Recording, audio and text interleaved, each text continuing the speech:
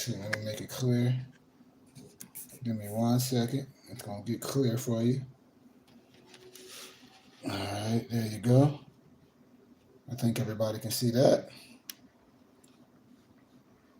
See the topic. So, bada boom. Give me 1 second, and we gonna play the film. 1 second. You get all comfy. Let me move some things before I get in trouble. If I knock it over by my wife. My consort.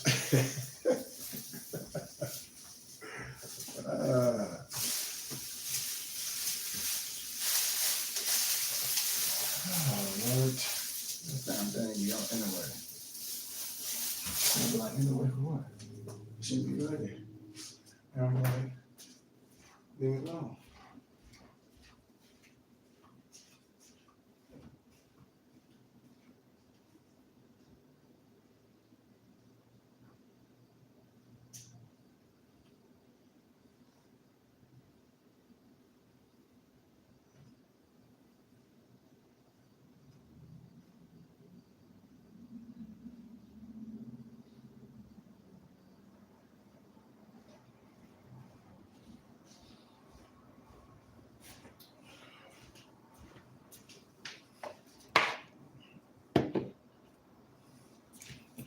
All right. We about to play this film. Man, tap in. Like and share, man. If you like the teachings, Islam, man. Tap in. Like I said, if you don't agree with the film, that's okay. I'm here to challenge you to study and research the researcher. I always challenge you to use both parts of your brain. I always challenge you. If we're learning something now that's older than us, and we're not teaching our children this science, or not anointing someone that can teach our children this, who's really the problem? Because we know this and not doing nothing about it, not making the fight in the school, especially parents that have children. All this research that I've done at the college universities that debunk the Eurocentric and Negrocentric propaganda, there is no way today we should be allowing that same propaganda to be administered on the youth. No way. No way. Because what I tell people is not the public education system to do that. It's for those that call themselves educated, to call themselves, how can I say, the elite, that's able to come down back to the community and teach where he or she is from, like myself and others that's real. If they out there, I'm calling you out. That's what we're supposed to do, come together. Those that's from particular areas, like I'm from Flint, Michigan, and people look at education and things as frowned upon. I said, that's sad. Who's going to teach your children? The same thing happened yesterday as happened today, and it will forevermore happen if we don't correct the teachings. Just like when we talk about the conspiracy to destroy black boys and girls. Look how old that was. Look at what this is. It's the same thing, a mental destruction. We talk about the miseducation of the Negro of Carter G. Woodson, but also research the education of the Negro. And I have all these books available on mypdfbooks.com, books with a Z. So it should be no excuse of us not getting the research, especially from someone that we say look like us. And if we say we love success, and there's nothing wrong doing some of the things that we enjoy. I would never hate on a rich man or a poor man. But if you say you love something and you want to see the ultimatum for your people, I will hope when the riches of the world is given to you, it's no problem to donate some of your time and your resources and your finances. There's nothing wrong with that, especially if you understand what I teach, how we can build our own infrastructure. So I like to say, before I get into the teachings, to thank everyone that tuned in. Thank everyone that placed it upon their heart to give a small contribution to Cash App $KG Bay. If you don't have it on your heart, I understand it. If you can't do it today, that's fine. but at least have it on your heart and let it grow up on you. So with that being said, family, I'm about to play this first film. It's entitled European Men of the Color That Fought in the American Revolution and Beyond. No, a matter of fact, nah, I don't want to play that one first. Mm-mm. I don't want to play that one first. I'll play that one last. I want to play the book that I'll be telling people about, the forgotten cause of the Civil War. When I show people these expensive books, they be putting out Amazon. They have the book. I think it's not even available, but I done had these books for years. And when I used to show these books back in the day, when I used to try to let people get them, and people didn't understand. I said, "Don't y'all know these books is expensive?" Because back then when I had them, they were trying to sell it for $1,700. Now the book 4 bands, and I'd be laughing at people. So I said, "See." I said, "Do you see? Like all the books that I have, a lot of them thousands of dollars now." So I'm about to play this. Let's go. Lawrence R. Spencer. The volume low, so listen.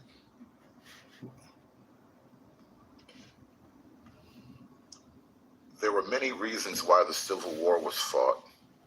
Perhaps the two most salient for the North were preserving the Union and preventing the expansion of slavery into the territories. For the South, the two most frequently referred to have been... Oh, I'm sorry, y'all. Hold on. My bad.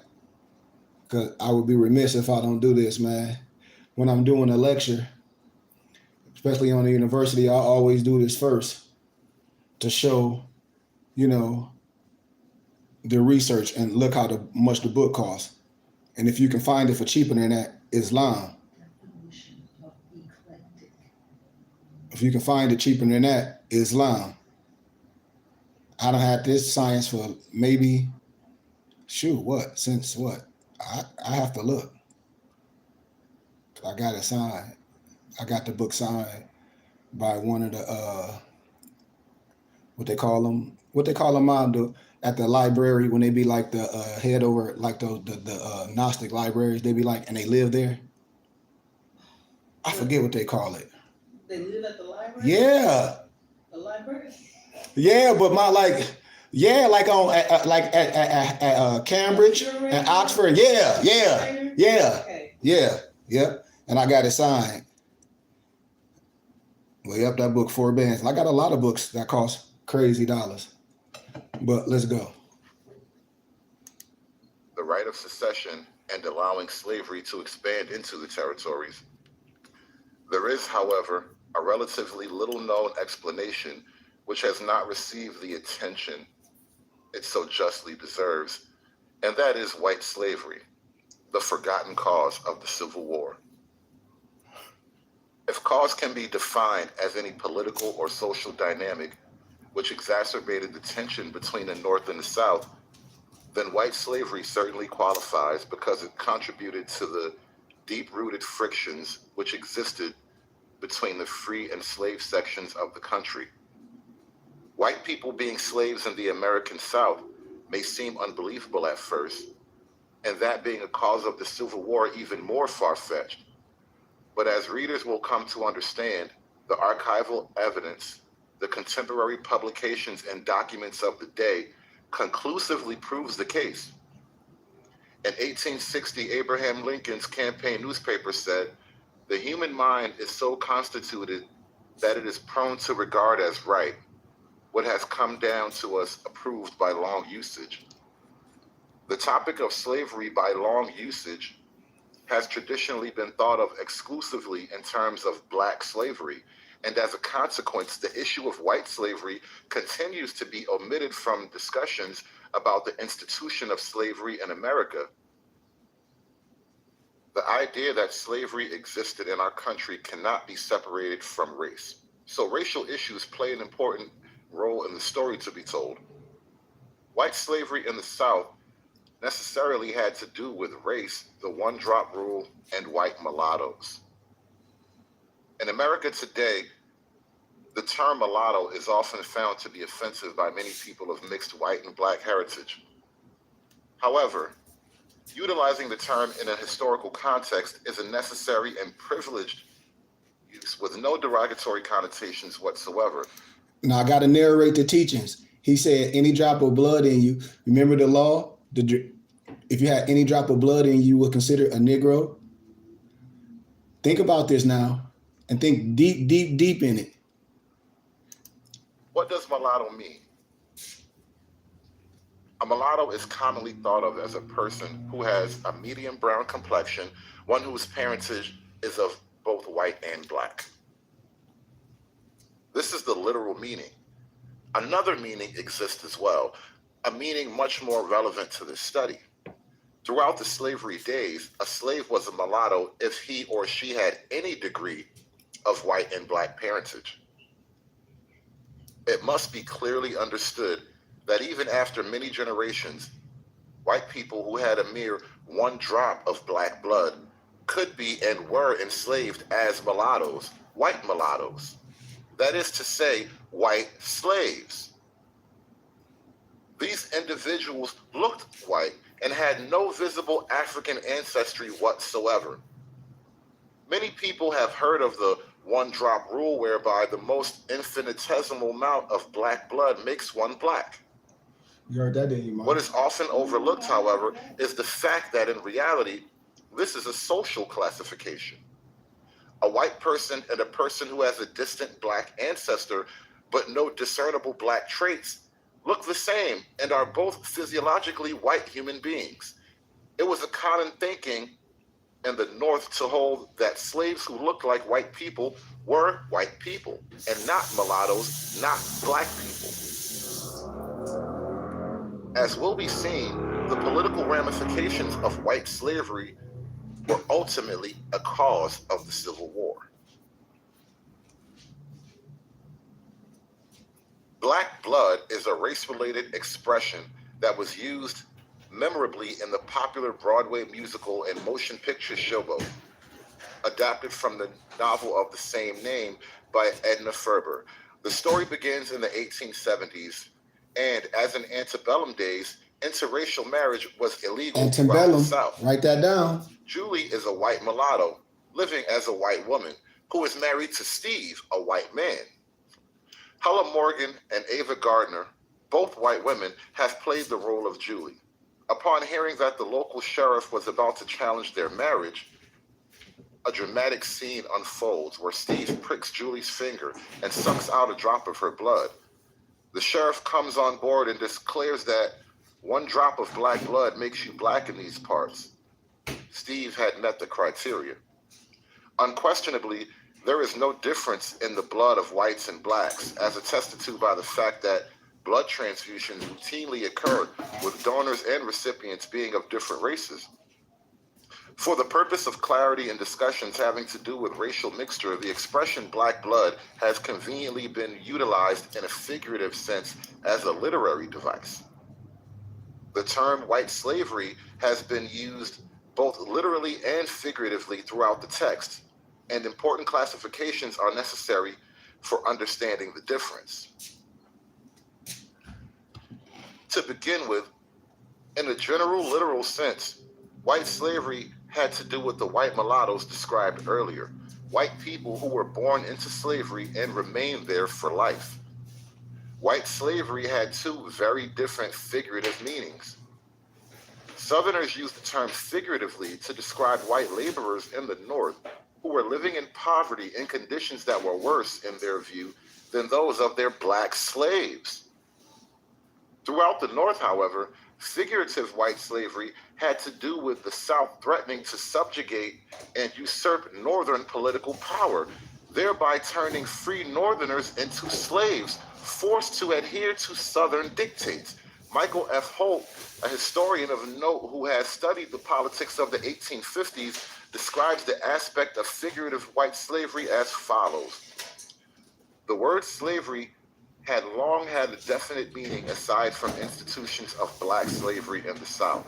Slavery implied subordination to tyranny, the loss of liberty and equality, the absence of republicanism.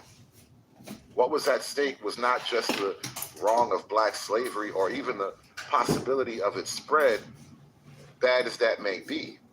What was ultimately at stake in the sectional conflict was the enslavement of white Americans in the North by despotic slaveholders bent on crushing their liberties, destroying their equality in the nation, and overthrowing the Republican principle of majority rule.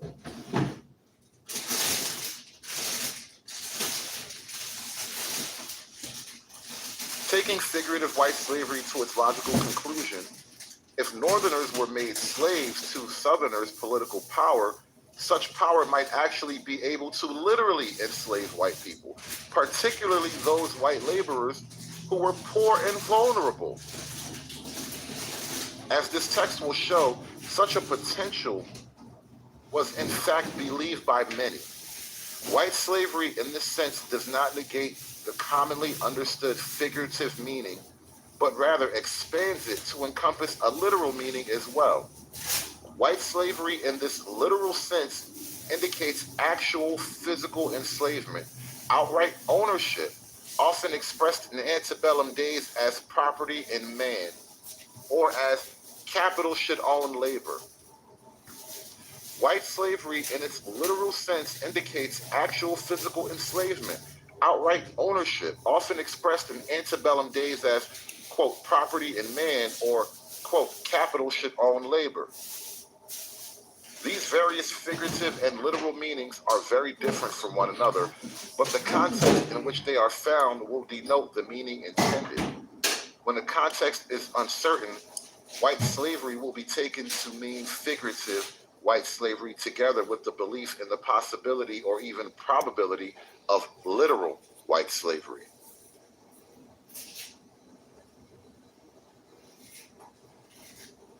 The broad usage of this term is easily illustrated by the fact that there were entire works based on different denotations.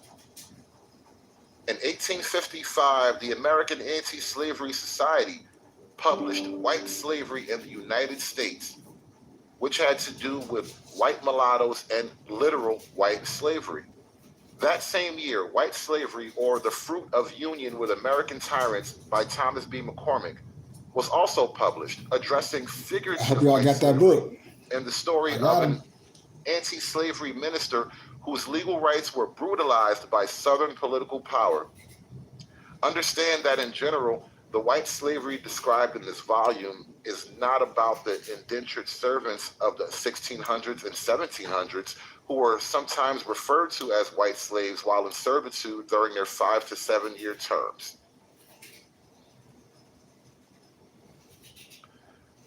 Why is white slavery virtually unknown?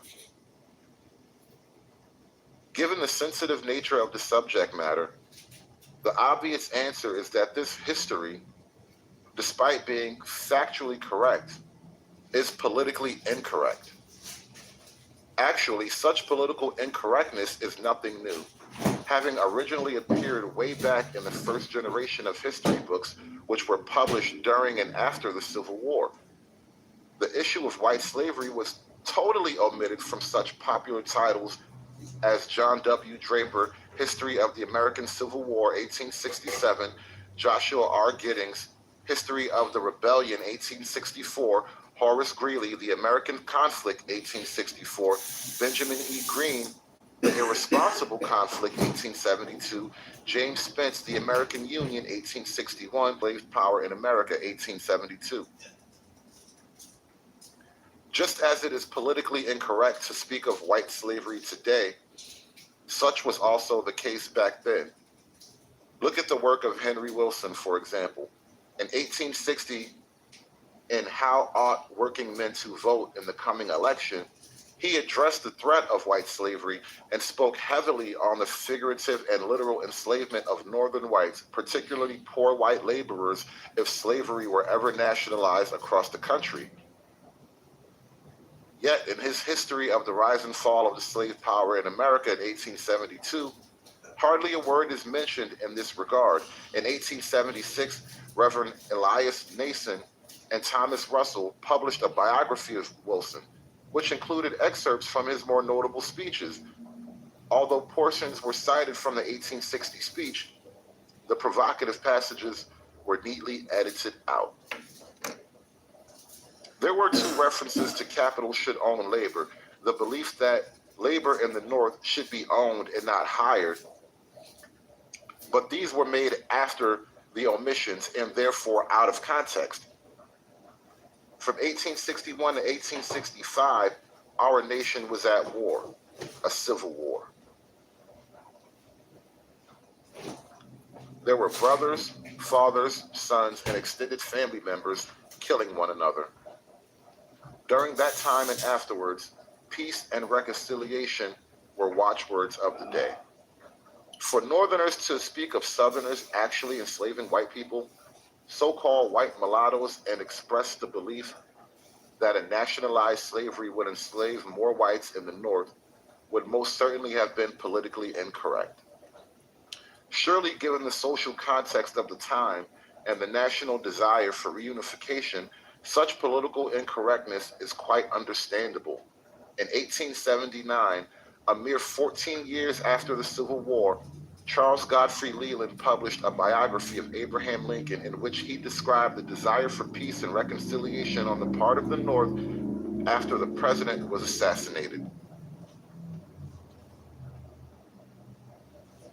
It so happened that just at this time, the North, weary of war and willing to pardon every enemy, had no desire to be vindictive. When Jefferson Davis was tried, Mr. Greeley eagerly stepped forward to be his bail, and there were many more looking towards reconstruction and reconciliation, or to office, and averse to drive the foe to extremes. Perhaps they were right. For in great emergencies, minor interests must be forgotten. It was the Union men and the victories who were now nobly calling for peace at any price and forgiveness. The political incorrectness of the issue in the past makes sense. What is remarkable is that despite all of the primary source material and archival documents available, the notion of white slavery is still considered to be politically incorrect generations later.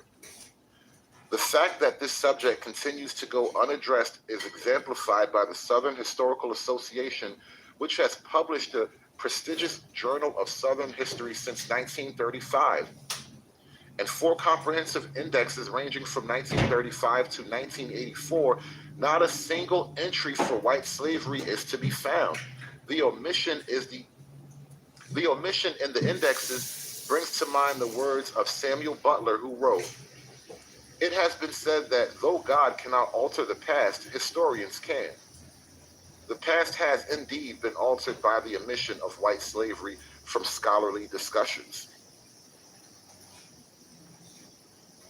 The political incorrectness of white slavery today is of a different nature than that of the past. For at the present time, the belief exists that addressing the issue of white slaves in some way diminishes or belittles black slavery. The truth of the matter is that the raping of black women, the horrors of the Middle Passage, the parting of families on the auction block, and the many other unspeakable brutalities endured under black slavery can in no way be lessened in importance or significance by speaking of white slaves, who were merely the byproduct of black slavery and a relatively small part in the overall picture of slave life in America. The author's intent in examining the subject of white slavery is one of scholarship, a free and responsible search for truth and meaning. To speak of white slavery, white people who were slaves in the South, and the threat of the same in the North, is in no way meant to minimize or marginalize the black experience of slavery in America. The use of capitalization here is intentional. Today, there are a number of African American people who consider the very mention of white slavery to be an affront to what many in their community refer to as the Black Holocaust. It must be pointed out, however, that the black community does not speak with a unified voice in this matter because it is a complex one. While it is certainly true that there were a great many more black slaves than white ones, black teachers of American history have expressed enthusiasm for having the existence of white slaves widely known. Some have even conceptualized the omission of white slaves from American history textbooks as a subtle form of racism. Many have stated that the self-esteem of black students would be raised significantly if it were taught and ultimately commonly known that not all slaves were black. Now wait a minute. Now I gotta narrate. It said it was. Did you hear what the commentator said? He said if this was taught to the kids at a young age, it would raise their self-esteem. And this is the conversation I was just having with my family. What self-confidence? What these kids need at a young age, it'll change the confidence of them seeing not only real history, but then seeing themselves not even in no so-called slavery, but in the times not only in no Africa, but in Europe. And you will see this stuff, and all the books they'll be able to see and compare to with the pseudo academia.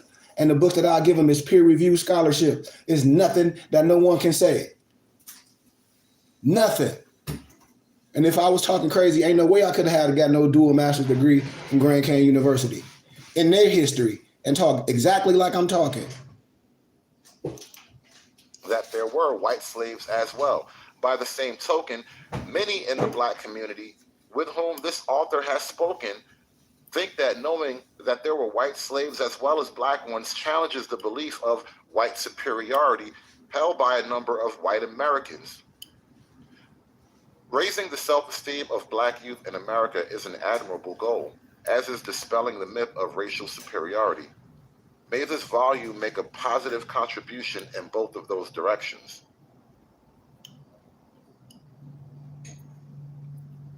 In a book having to do with the Civil War era, the path inevitably leads to Abraham Lincoln. Readers will find that the Richmond Enquirer has been quoted extensively herein. This preeminent Southern newspaper was the major source Lincoln used to keep track of political climates in the South. Although he also read the Charleston Mercury, it was the Richmond Enquirer which was cited by name in several of his speeches. Henry C. Whitney, a noted biographer and legal colleague of Lincoln, states that Lincoln obtained his idea of the drift of popular sentiment in the South, largely, if not indeed chiefly, from that organ. The words you will read from the Richmond Enquirer were the same words Lincoln read. Rare editions of Lincoln's 1860 campaign newspaper, The Rail Splitter, and other newspapers have also been utilized to give insight into the emotional climate of the times, as only newspapers can do. Usage of the term the South needs a word of explanation as well. The South refers to the slaveocracy, the political power which governed the slave states, not the Southern people in general. This definition embodies an important point. There were many poor and many non-slaveholding whites throughout the South. There were many poor and many non-slaveholding whites throughout the Southern states who had virtually no influence on pro-slavery politics and therefore did not comprise the South in a political sense. I got to narrate something for y'all. Because I always want y'all to, as I'm showing films, I want y'all to research something. And I might be pronunciating it wrong. But I want you to look at things we may never, ever looked at before. And look up the equestrian statue of Theodore Roosevelt. The EQUESTRIAN statue of Theodore Roosevelt. And see who's on the right side and see who's on the left side. Wait a minute. She's getting better. Y'all got that, Nobles? Oh, Let me know if y'all got that. not clearing. And then we get right back to the sphere because I want y'all to research things because I'm just piecing history together. And also the Naturalization Act of 1790. So write that down for all my brothers that want to research things and love to research. Southern politicians and their slaveholding allies were the power of the South, what came to be known as the slave power. The United States Census of the 1840, 1850, and 1860 are an important part of the story to be told. In each census, there were categories for free colored, consisting of free blacks and free mulattoes enumerated together, and slaves. When referring to the census, these two terms will appear in the text with capitalization and quotation marks. In a context other than the census, the term free people of color will refer to free blacks and free mulattoes as one group. Likewise, people of color will be taken to mean blacks and mulattoes in general. An abundance of historical material has been quoted verbatim throughout this work. In an effort to help readers get a better feel for the time period, this primary source material has been kept in its original form and has not been modernized. The letter N in the word Negro has not been capitalized if that was the way it originally appeared. Other archaic and unusual capitalizations, as well as British spellings, have also been retained.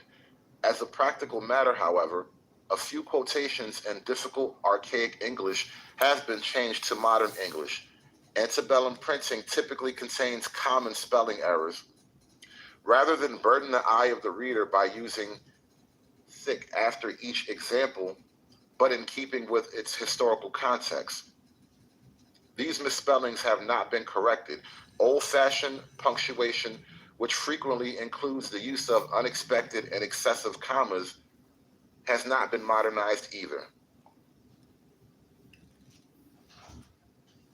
All italics and quotations have been retained, as have the italicized names of newspapers and court cases when originally appearing so.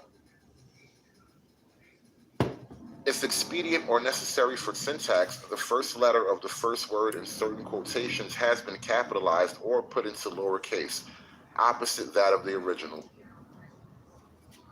Paraphrases have been kept to an absolute minimum, so what will be read are the exact words and punctuations of those who wrote back in slavery times, particularly the decade of the 1850s, the years during which the politics of civil war accelerated. Since much of this subject matter is considered to be controversial, white slavery, mulatto inferiority, slave smuggling, slave breeding, kidnapping, the direct quotations establish solid authenticity and provide readers with original primary source material from which they may draw their own conclusions. Personal and professional perspective has been addressed, from a variety of eyewitness accounts to congressional speeches by Northern politicians who were concerned about the threat of white slavery posed on the free North. Another editorial decision had to do with designing the index for this book. The extensive scholarly index had been primarily structured in terms of concepts rather than mere keywords. Indexing subject matter, which is unfamiliar to many readers, required an atypical approach. A word about what this study is and what it is not.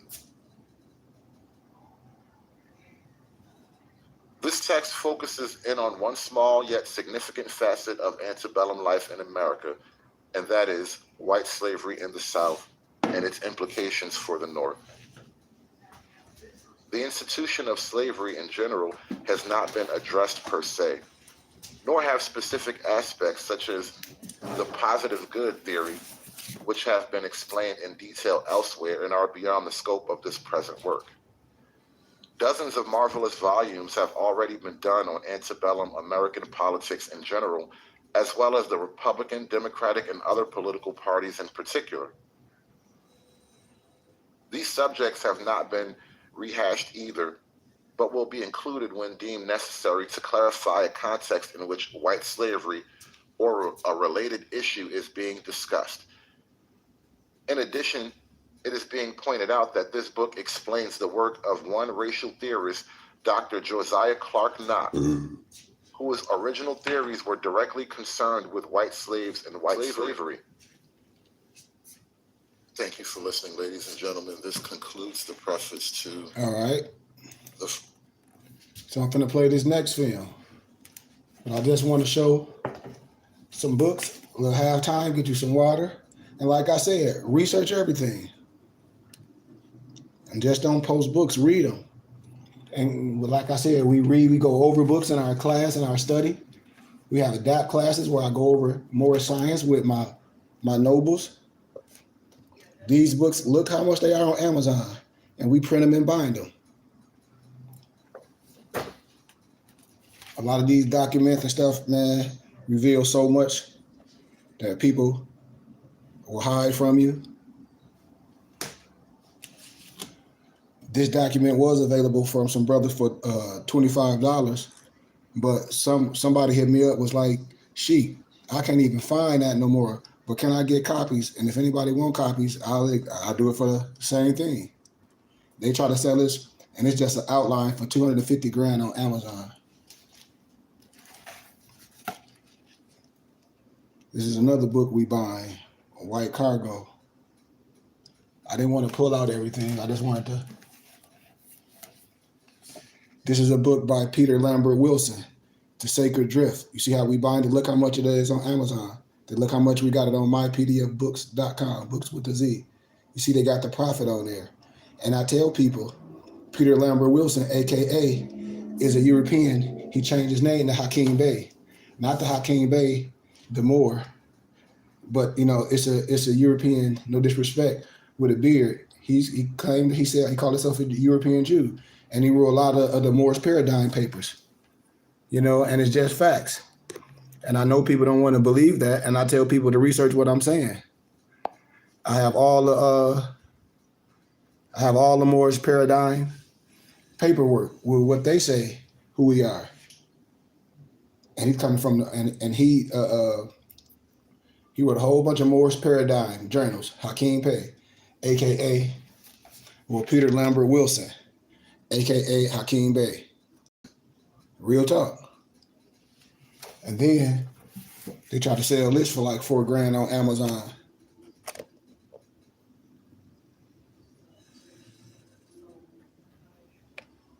Can y'all see what that is?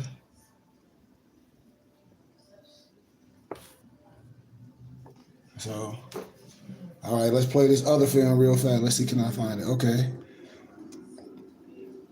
And just like I say, watch the film and you get your perspective. Research some things. And thank you for clicking on this video. This video is the third in a series of videos that I am producing in order to bring awareness back to the knowledge that Europe was once a continent ruled by men and women of color. My goal is to tell the truth about our shared history. This video provides evidence of those Black Europeans and debunks the theory that all Black people are from Africa. And remember, please also understand, and I always like to correct things. They didn't call themselves Black. Not no disrespect. I have to understand that, because today, if we're going to correct the teachings, which we can, and according to science and law, Black means deaf. Not saying Black is not beautiful, but we know that they didn't call themselves Black. They were ancient and modern Britons. Why we know that? I'll show you. I must have put the books away. Oh well, I ain't gonna get them out again. But I might have them right here. I don't know, but David MacRitchie, The Ancient and Modern Britons. And then all the books that I've been showing y'all on YouTube forever.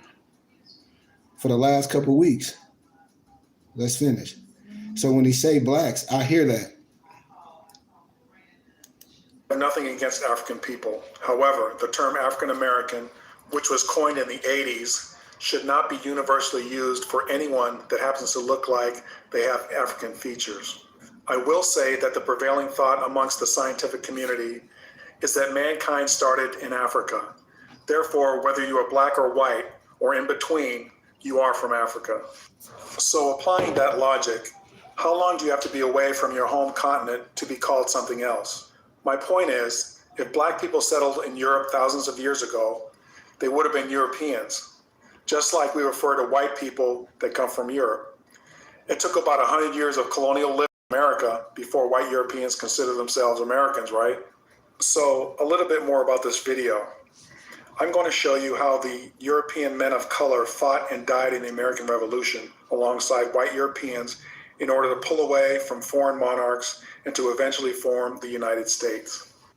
Some of the people that came from Europe voluntarily to America were indentured servants working off the cost of their voyage. However, many of the individuals came under involuntary status because they were undesirables in their home countries. It has been told to us through modern history that many of these Europeans were pushed out of Europe for religious reasons. However, there are many researchers that show that this is far from the truth. Many of these people were convicts or former convicts that were not contributors to society.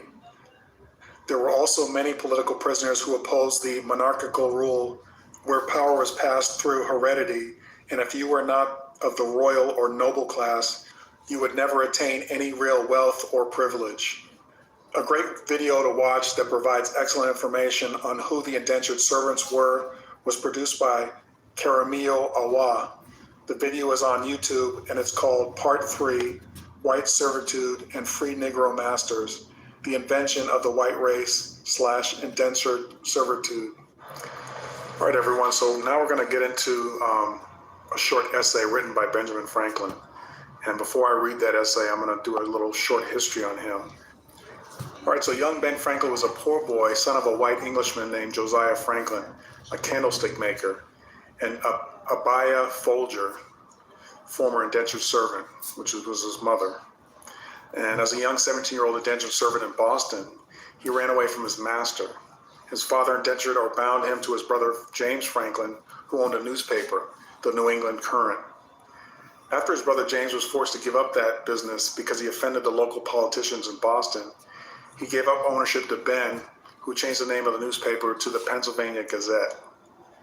This newspaper gave him a powerful voice and brought him considerable wealth. Franklin is credited as one of the crafters and signers of the Declaration of Independence. You can find out a lot more information about Ben Franklin that you didn't get in school from a YouTube video called The Truth About Ben Franklin, Runaway Indentured Servant, The History You Were Never Told. And I'll link that at the end of the video. I'm gonna find The this book American too. educational system often touts and glamorizes versions of history rather than providing the whole truth and letting the student decide what kind of person the historical figure was. Unfortunately, critical thinking and analyzation is not prized in our K through 12 educational system. And by the time you get to the college level, you are only provided carefully selected. Man, I can't remember the book, Morris, but if y'all follow me on Instagram, no, I didn't post the book. I'm gonna find it in my files. It's one of the books, one of the old books I got from the Library of Congress, and it highlights him being a slave. I mean, indentured servant and running away in ETC in one of the American history books. Text and information. Not until you take your own initiative to discover all the information do you realize that now you can have an informed opinion. All right, so right now I'm going to go ahead and read that essay. And this is Ben Franklin's own words. In 1751, Franklin penned an essay expressing his annoyance at the influx of swarthy Europeans into North America, especially the Germans. And that essay goes on to read, "Why should the Palatine Boers be suffered to swarm into the settlements and, by herding together, establish their language and manners, to the exclusion of ours? Why should Pennsylvania, founded by the English, become a colony of aliens who will shortly be so numerous as to Germanize us instead of our Anglifying them, and will never adopt our language or customs any more than they can acquire our complexion?" Which leads me to add one remark, that the number of purely white people in the world is proportionally very small. All Africa is black or tawny, Asia chiefly tawny, America, exclusive of the newcomers, wholly so, and in Europe, the Spaniards, Italians, French, Russians, and Swedes are generally of what we call a swarthy complexion, as are the Germans also, the Saxons only excepted, who, with the English, make up the principal body of white people on the face of the earth. I would wish their numbers were increased, and while we are, as I may call it, scouring our planet by clearing the America of woods, and so making the side of our globe reflect a brighter light in the eyes of inhabitants of Mars or Venus, why should we, in the sight of superior beings, darken its people? Why increase the sons of Africa by planting them in America, where we have so fair an opportunity by excluding all blacks and tawnies of increasing the lovely white and red. But perhaps I am partial to the complexion of my country, for such kind of partiality is natural to mankind. And I got this portion of Ben Franklin's essay from the Washington Post, April 28th, 2015. Also, if you'd like to Google this essay, it's very easy to find. Okay, so now that I've read you the essay, let's go ahead and deconstruct this partial essay. So in the first part of his essay, you can see that Franklin talks about the Palatine Boers. And for those of you who don't know who the Palatine Boers were, they were mostly German farmers from the Middle German Rhine region. According to Wikipedia.com, towards the end of the 17th century, their region was invaded by the French for religious reasons. And don't use Wikipedia.com for a primary source. That's number one. It won't work in scholarship. You'll have to find other primary sources. That ain't gonna work in academia because anybody can put something on Wikipedia. But just listen to it and research. Listen to the film, and I challenge you to do some research. German Palatines fled Germany and immigrated to England seeking refuge. England unsuccessfully tried to assimilate them into their society, but in 1710, England transported 3,000 Palatines to New York, where they worked in camps and became indentured servants. Okay, Eventually, more Germans arrived and they spread out and formed communities all over the colonies. Okay, so let's take a look at the part where Franklin mentions that the Germans were establishing their language and manners to the exclusion of ours. What he's saying is that the Germans were not easily giving up their culture for the English culture. In my opinion, this is why they were pushed out of England. And then Franklin goes on to say, why should Pennsylvania, founded by the English, become a colony of aliens? When he says aliens, that he's talking about the Germans, okay? And then he says, who will shortly be so numerous as to Germanize us instead of our Anglifying them. Anglifying means to make someone or something more English.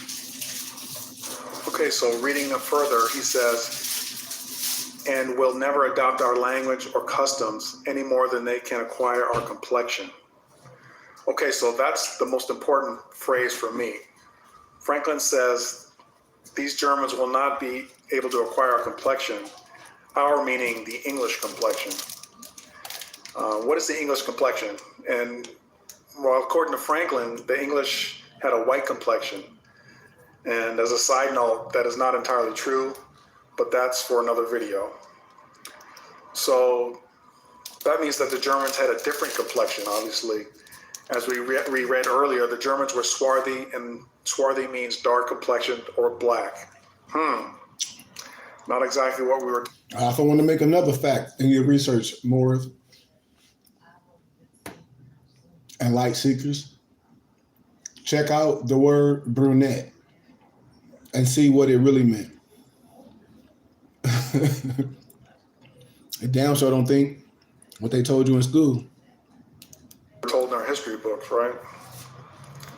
All right, so Franklin continues on and says, the number of purely white people in the world is proportionally very small. Okay, and this is a significant statement. It means that the rest of the world was non-white. Okay, and I mention this because it corroborates my first video that asserts that white complexion people are a very recent occurrence as far as humanity is concerned. And if this is a confusing concept for you, please watch my video titled Black European History Revealed. Okay, so continuing on with Franklin, he says, all Africa is black or tawny. And of course, that's not a secret, right? The word tawny means light brown. Okay, and then he says, Asia chiefly tawny, America exclusive of the newcomers wholly so. So basically he's saying that the American indigenous people are light brown. Okay, and that's also disputable, but again, that's for another video. Then he says, and in Europe, the Spaniards, Italians, French, Russians, and Swedes are generally of what we call a swarthy complexion, as are the Germans also, the Saxons only excepted. Okay, so whoa, again, not what we knew or have been taught about Europe, right? I mean, this is probably new to your ears. Okay, and note that Franklin says these Europeans are swarthy, which means dark or black complexioned. He doesn't say they are tawny. He says they are swarthy. Okay, so they're not light brown. They're black. All right. So these are definitely black people, and Franklin's not mincing words here. So this is the point of my video. Most of Europe was black at the time. Now I know this is hard for many people to swallow, but that doesn't make it not true. It's just been omitted and hidden, in my opinion, and the lie has been allowed to persist because of white supremacy. Now, let me stop right there. I don't think nothing's supreme over me. I don't believe in white supremacy. But I can show you what they wrote about. I did all this on the college campus.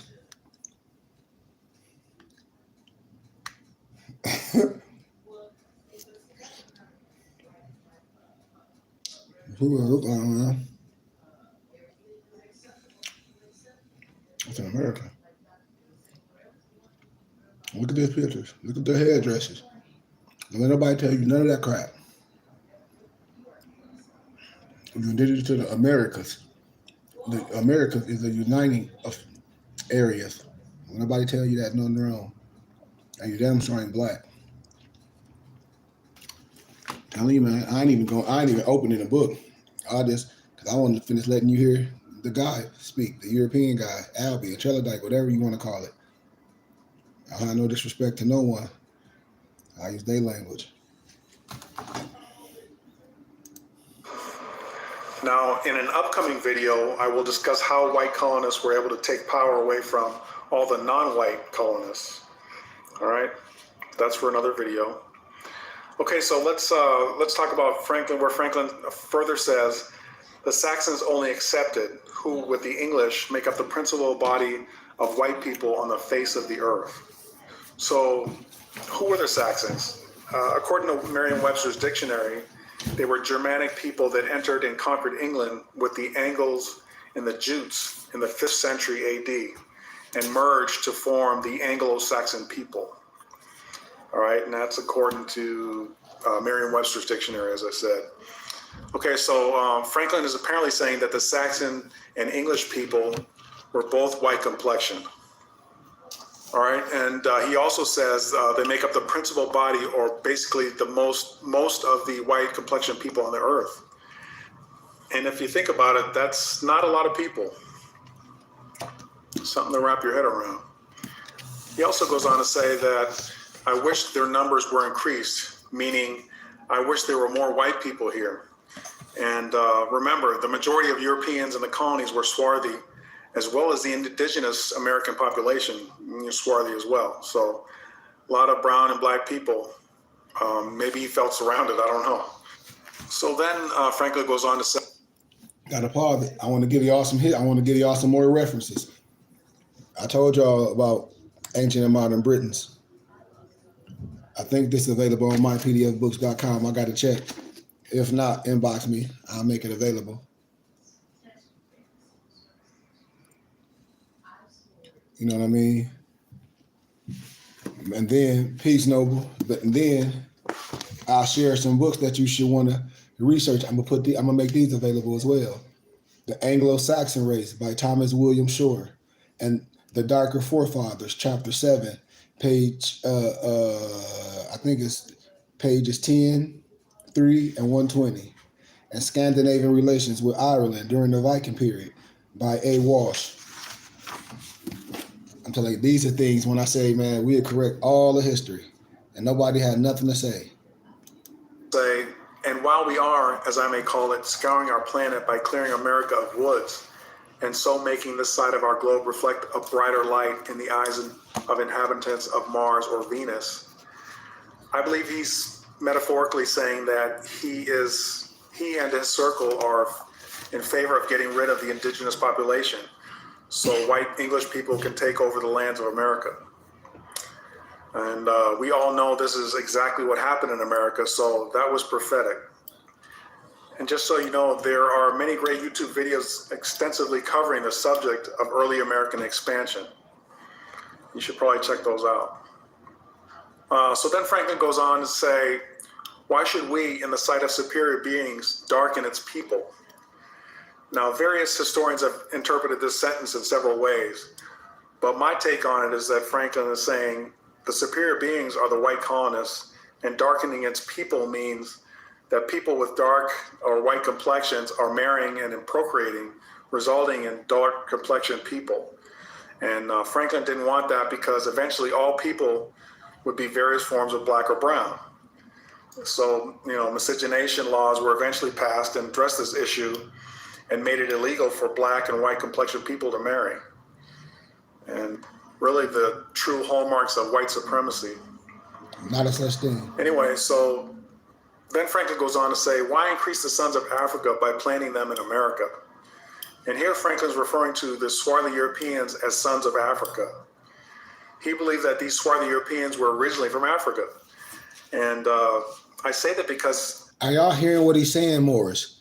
Swarthy Africans. Now watch this. Swarthy Africans. Now watch this. Swarthy Piet or Swarthy Piet. Black Pete, the Netherlands. The European Santa Claus.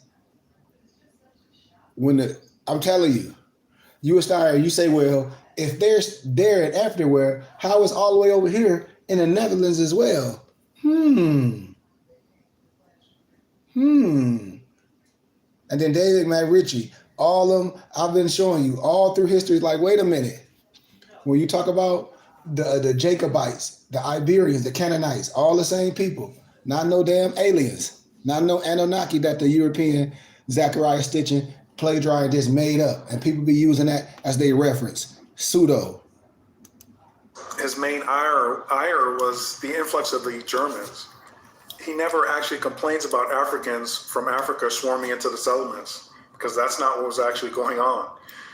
He only mentions Africans when he speaks about the complexions of the world's populations.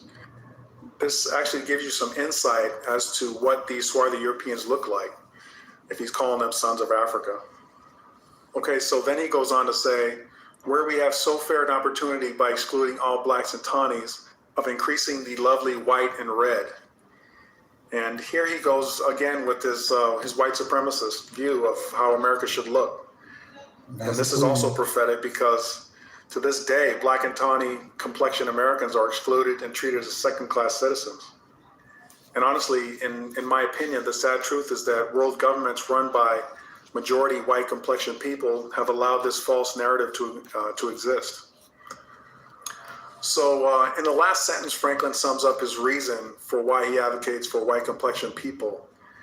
He says, but perhaps I am partial to the complexion of my country, for such kind of partiality is natural to mankind.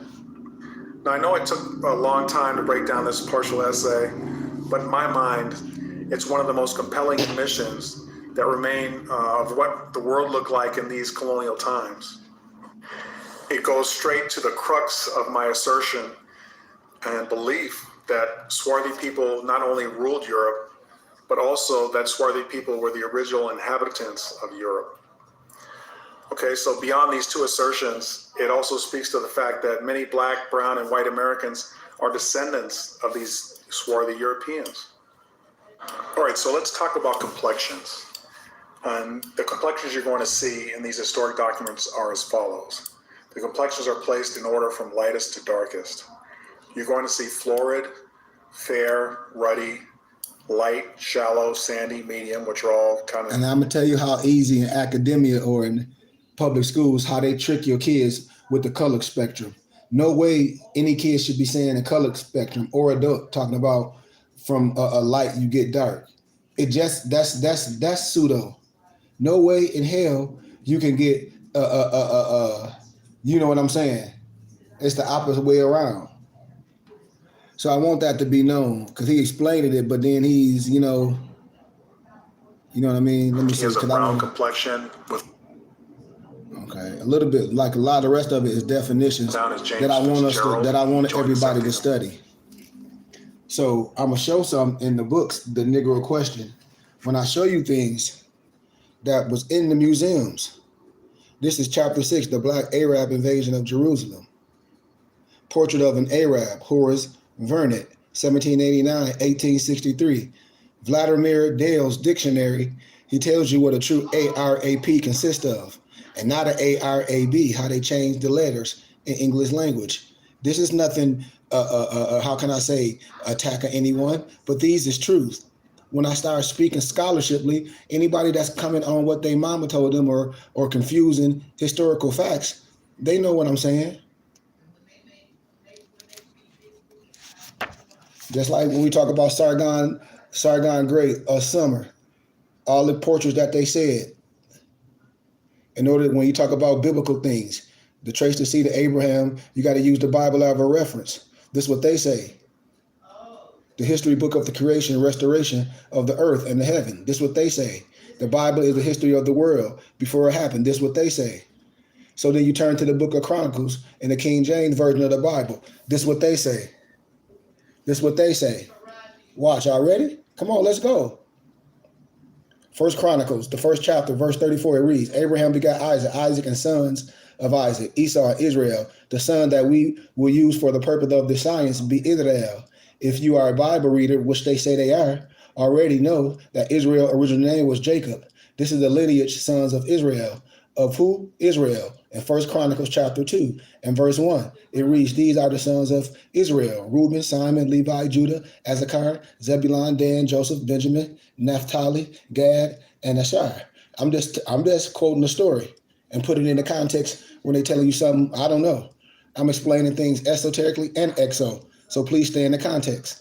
The book of Exodus chapter 1 and verse 1 and 5 reads, now these are the names of the children of Israel, which came into Egypt, every man and his household. Came with Jacob, Israel, Reuben, Simeon, Levi, Judah, Issachar, Zebulun, Benjamin, Dan, Naphtali, Gad. Come on, man. All the sons came out of Israel were 70 souls, for Joseph was in Egypt already. Now the word Egypt means per se black. And in order for you to write the science, you got to show the pictures of the Egyptians. When they talk about black as gypsies, black as the Egyptians. And I mean, all this stuff, man, you can find all historical documents.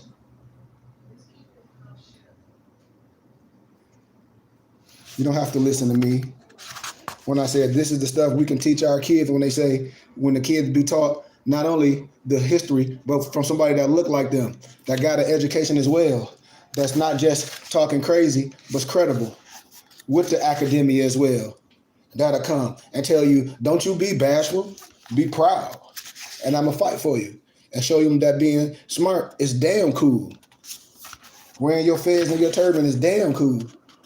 Being a member, being initiated is damn cool. Being very athletic is damn cool. All that's is cool. That's what it's all about.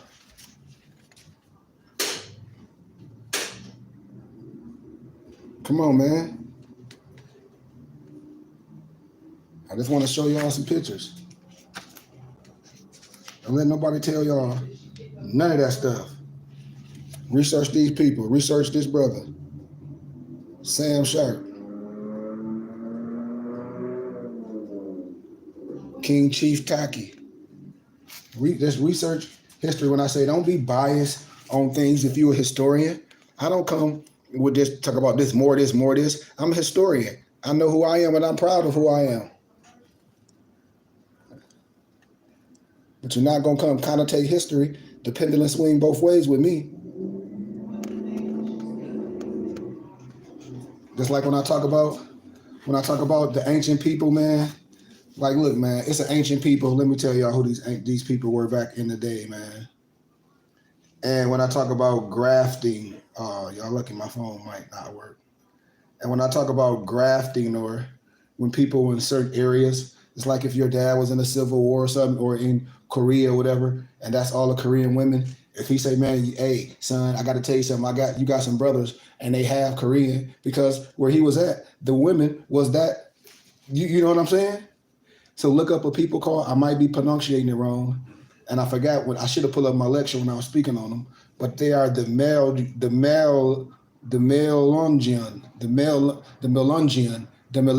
people, the Melungian or the Melungian Melungeon.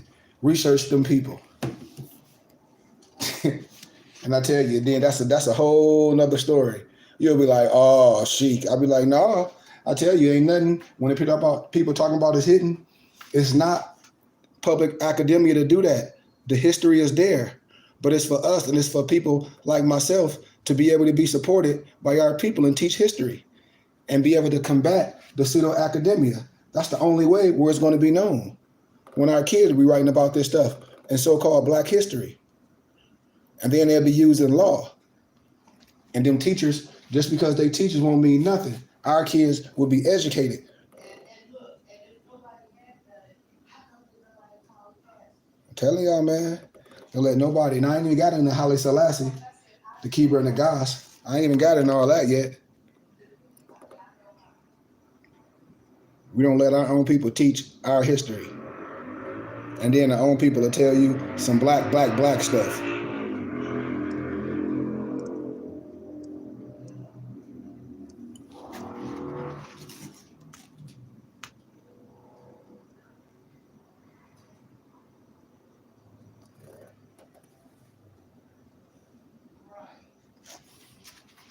It'll get you all y'all know that is.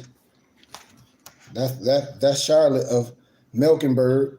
Nature knows no color lines. You can find this stuff in all other books when I tell you, historians. Man. And then I just be telling the truth of the matter. A lot of historians back then, like when you look at J.A. Roger and a lot of those brothers, a lot of back then, you be like, well, how they have those degrees? Because when you deal with fraternities and you know about them fraternities, it's a certain people that a class of people, just like Du Bois, the Bougie, where a lot of them was Boule. But that's a whole nother teacher. You know what I mean? To show you real things in history. Just like no disrespect, when you listen, if you have a real ear like I do, because you know what I'm saying? I be seeing a lot of those older brothers that be making videos in certain areas and they know that they Freemasons. That's why they only gonna tell you a little bit. And they have to tell the truth around me. And I can pull so many videos and I want to call them out. And they'll say, well, I'm only going to tell you this much because I'm a Mason. And they said it. And I said, do y'all hear what this brother said? And I ain't discrediting what he's saying. But when a person say that, I already know what it is. That's a problem. Well, she could have driven the point.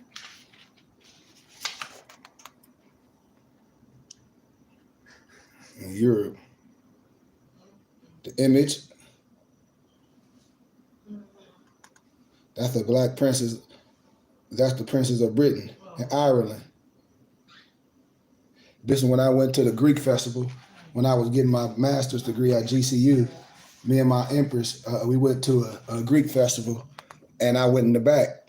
And I'm talking about they got so much figures of ours in gold, chairs with the so-called Messiah, with the YHWH, with indigo, all this stuff, man. Just so many things. Because when you get on scholarship and you get on the DAP level, you can use their books and all they can do is agree. They might be on a belief system, but I ain't there for that.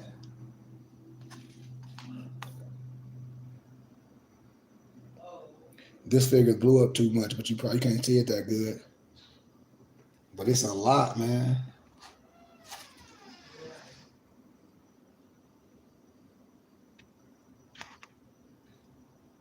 That's where we Look at this. Holy Roman Emperor, King Leopold the First. Didn't I tell you they always take your name or pseudonym or abnomen? Just like I told you in the Congo, when they try to talk about Africa was named after a European, I destroyed that with scholarship. Your coat of arms, I'm telling you. Look at the Holy Roman Emperor Leopold. And the reason why he got Africanus because he defeated the Roman general. He defeated the Africanus. You know? And it's just what it is, man. And you can cross-reference it with so much history. And then when you go to museums, like when you go to the museum in Louisiana and see the so-called the exposition for the Louisiana Purchase, and you see how you will start, the people be lying, you see Jerusalem and Morocco walking distance, you will start seeing a lot of things. You'll start seeing maps. You'll be like, well, who made these maps of this brother? The people, not nobody like me and you. Those Italians per se. I'm telling you. You could cross-reference this stuff, man. A lot of the names were changed. Just like I showed you, Flavius Josephus, all through the New Testament, how he kept changing his name and using his family, playing, you know? So there ain't no disrespect to no one, man. I keep telling people, European is no disrespect. It's nothing historical about it. That is not no clan. That's the parade of Seville, Negro order. I mean, it's just so much history. Like a lot of the books they be hiding when they came to the Americas, they'll make them so high. And we create a platform where you can get a lot of these expensive books and things, PDF, and download them on your tablet, taking them to Office Max and Staples, having them print them and buying you. But with that being said, man, that's just a quick little our story lesson or history lesson. But I wanted to share that. Like I said, we got a lot of documents. Like I said, a lot of people ask me, you know, what's good reading materials. This is one you can get from us. And I got so much more. This is one.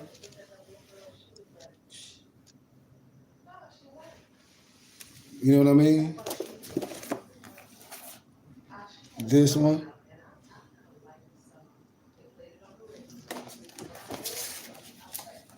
This one.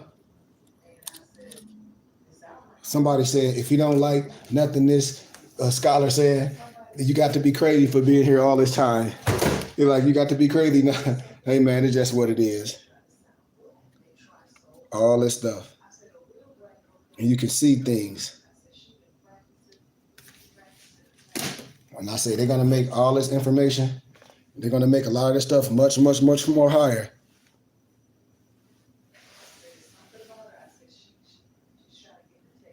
They can't, man. I told you, I got 30,000 books, man, over. And PDFs. But what I be saying, man, look how much this stuff is on Amazon now for. When I was going around, I used to go to California to a lot of the bookstores. They got a lot of bookstores in California that we don't know about. And I was going to collect books. And I was telling people, I said, it haven't caught on yet because New York in history it's like a gold mine for things. And that's just another history of everything. But I'm like, a lot of these books, they're going to make them so high because they know you're not going to spend no money on it. And they know it's not going to be that many people that have it. They'll talk about it and show pictures of it, but they're not going to have them and be able to reproduce them and make them available for the people. You know what I mean? I met a lady today that was a teacher. She was like, man, I have no idea. She was like, my son brought this My PDF book because, you know, I be all over. And she said, you are amazing. She had all these books. She was like, I bought this book on Amazon for almost $900. And I was like, what, ma'am? She liked the book you talk about, Judah Trembles on the Rome. And she said, ain't no way in hell I wouldn't be giving you the donations for how much she paid for the book. I showed y'all this lady, man, got this Marcus Garvey letter. And she hit me up, was like, have you ever seen this? And I was like, yeah, I got it. Not only I got that, I got thousands of them. I know where Amazon got it from. They just put it in a damn frame. I showed her, she was sad. They wouldn't even let her return it. She spent like $3 for it. So that's all I'm saying. And that book right now on Amazon for like $900, man. Blew my mind. She went right there and got it. She was like, you don't even have to do this. And I tell people, we support everything else. And we buy things from other platforms and, you know, things that we may like. And I'm not hating what nobody do with their funds. You can do whatever. But when it comes down to research and studying, I wouldn't be happy just to give another platform my money for a piece of paper and somebody have it and have all the books and every book that person read. You know? I mean, I can show y'all hundreds and a plethora of historical books and things that I've gathered and compiled and made available on My PDF books. And just being able in real life to speak as not only a scholar, but a Moor in doing that.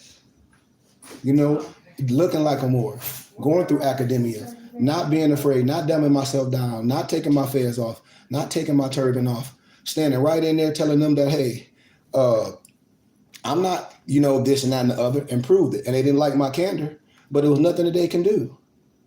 And when you can do that and stand like that on history, law, civics, and academia, there's nothing that they can do. And it's just what it is, man. So I give gratitude for everyone being here. If you like the teachings, I give gratitude. If you don't and you hear, that just tell me how crazy some people are.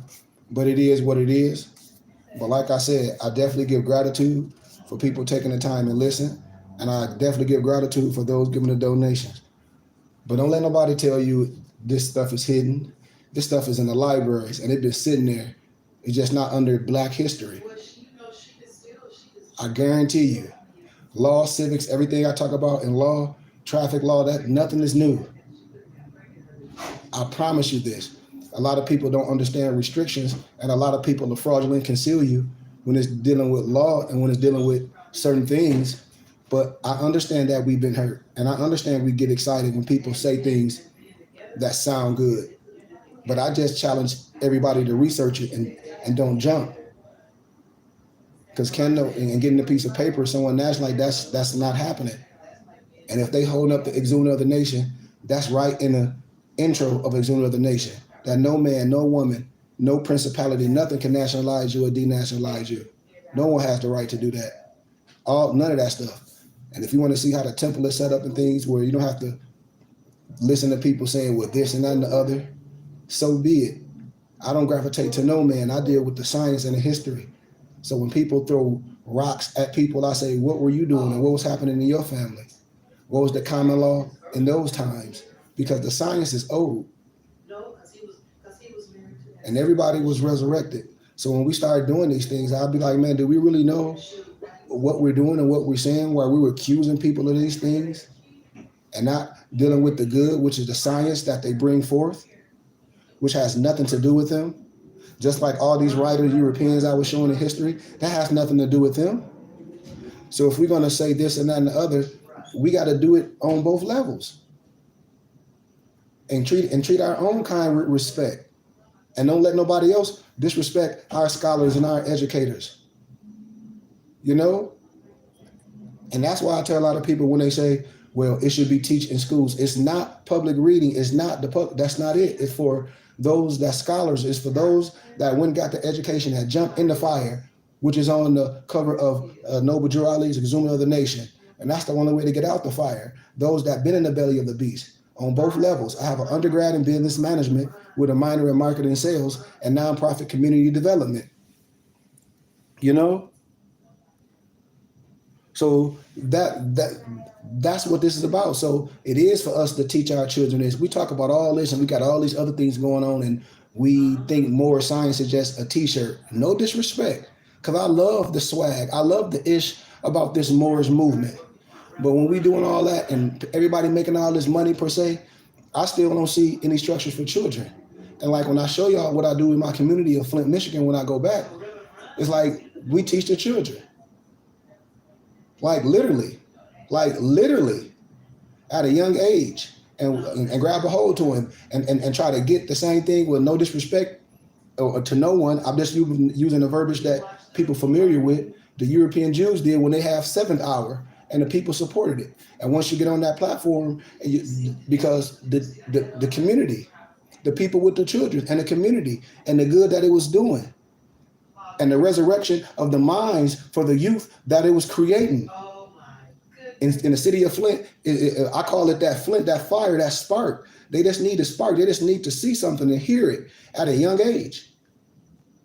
We just need to, if people take the community development blueprint that I have, man, that I've been doing for so long with a small group of people and show you how to be electric, and it ain't on nobody giving nobody no money. It's on community development, trusting and building and doing things that's already been done. When we talk about religious community, the rights of the indigenous people and the religious rights, when we talk about owning land, allodial deeds, when I say a lot of stuff, people will tell you a little bit, but won't tell you the thing about city and local and state laws that'll trump anything in the community or in the neighborhood that's developed by other principalities with bylaws. See, a lot of people won't tell you restrictions and things. And I say, I hear you. And I'm not saying you don't have the right to do this, but do you know this, this? And in the court of law, there's no excuse of not knowing the law. In the court of law, you can get fraudulent concealed of not knowing all the information. And you should want to know all the information. You should want to deal with a person that's being able to eloquently explain and say, I'm going to give you all the facts for you can make a decision. I'm going to deal with the doc number, precedent in law cases, and the Free Information Act for you can be judged on the right parameters. I'm going to show you how driving with some license and all that ain't no criminal offense. I'm going to give you the law case. You're not going to go in there rambling. We're going to prove these things based on the law. We're not going to cause a problem because certain things we should have. If we're doing things, you got to understand restrictions. So I give gratitude, like I said, man, to that, but it is on us. It is on us to say, you know what? Let's support a platform. Let's get literature. Let's study systematically history, law, civics, how to build in our community, especially if Moors live in a neighborhood that they grew up when, sent with their moms and they stay in your mom's house. And so, and all your homies and everything around you is the hood. Man, don't you know you and your people, if you Moors, we can structure, I can show you how to do things really in a community and get that property, have that plight tore down. And I can show you what getting these pole barn structured homes on your land that's put down on the flatbed, man. I'm telling you, man, just change your dynamics in your community because it's tennis shoe money. And this stuff can be done legally and lawfully. The man that owns land that can feed themselves is rich. And a lot of Moors don't own land. We deal with Fugazi. I'm not here to hustle nobody. I'm here to show people a blueprint. Just like the only time a lot of people are willing to give homage to something is when they get in trouble. And they'll say, oh, man, I got to go pay this retainer to this court-appointed attorney or this British annotated register lawyer to hear my case. And they'll go pay hundreds and thousands to do that. And they'll go pay hundreds of law. And I said, well, you wouldn't do that for you can learn this stuff and you can calm down and be like, wait a minute, man, I hear you. I'm going to let you go on. Other things, many ways you can make it, but the basis is tomatoes and corn. You know what I'm saying, man? And that's all I'm here for. I said it should be a time till we should be like, yeah, I'll show y'all the curriculum, man, and the syllabus, how I teach systematically with my students and my members and my nobles and my muftis and my empresses privately on Zoom. Man, I'll show y'all in my real life how I tutor kids that's in a single background,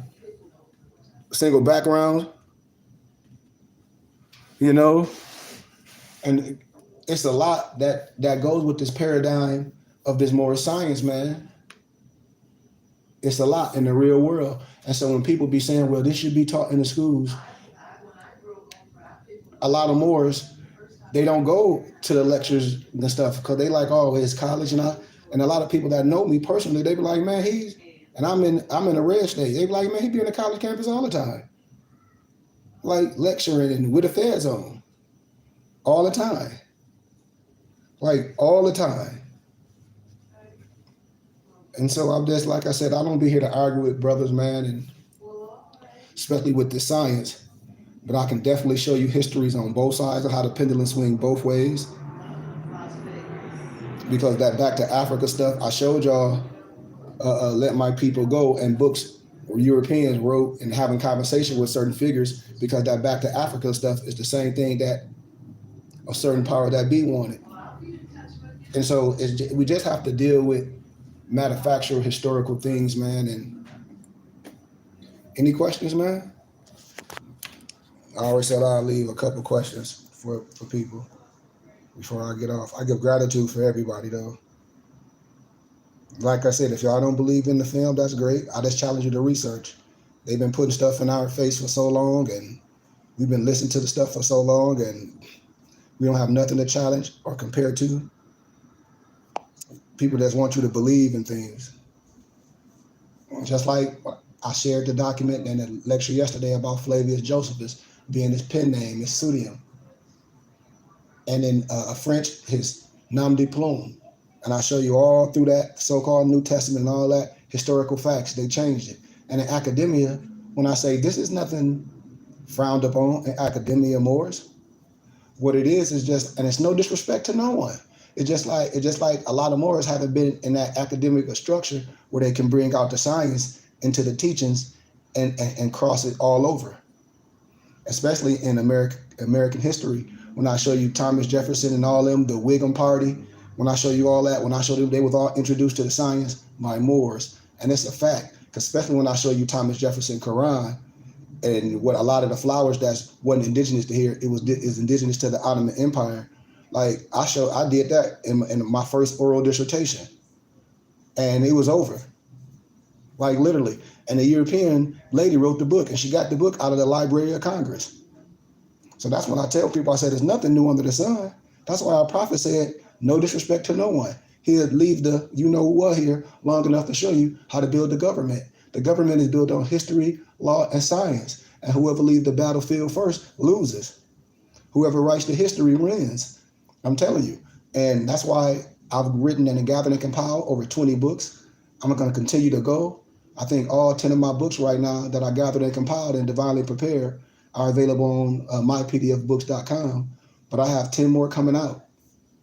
I have 10 more coming out about the Moorish Salat. When I go through the Al Quran and I read things and I challenge my brothers and sisters that's under a religious, how can I say, essence or dogma, whatever you want to be it, no disrespect. But I jump into the teachings and I talk about the Al Salat and not doing nothing on your knees, prostration. And I'm a Moor. I don't do nothing the Orthodox way.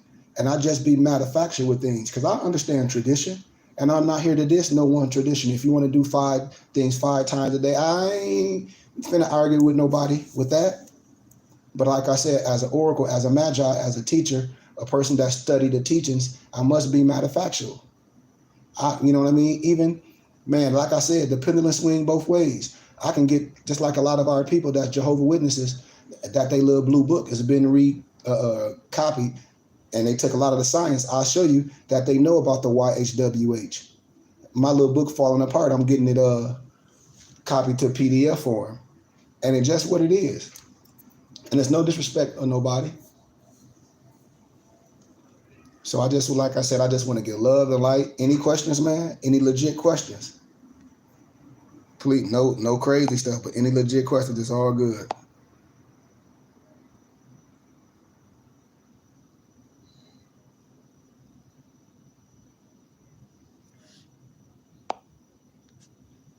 Yeah, man, people. That's why I said one of my homies, he was like, you know what to do with trolls, Sheik. I said, no. I said, hey, it's all good. I'm okay with that. It's all good with me. But with that being said, man, I love y'all nobles. Peace, light, and illumination. Like I said, challenge and research it. Go to some of these museums, research in the Royal Archives, and look up a lot of the real history. And look up the Scottish history in the Royal Archives, where a lot of elite study. The Royal Archives. Yep, he sure did. That, and no disrespect. And that's why I said, man, listen, man, I'm in a red state. A lot of my professors were European professors, 32 and 33 degrees. No disrespect. No disrespect. When I talk about ancient Memphis and Mizraim, and when they have a lot of stuff on their face, they know it's the death of the matriarch. And so a lot of brothers that's in masonry, their potentate is a European. And it ain't no disrespect. It ain't no disrespect. And so, like I said, it's just what it is, man. It ain't no harm or no, how can I say, malice to no one. So with that being said, man, I see y'all Friday on Holy Day teachings. And peace. Peace.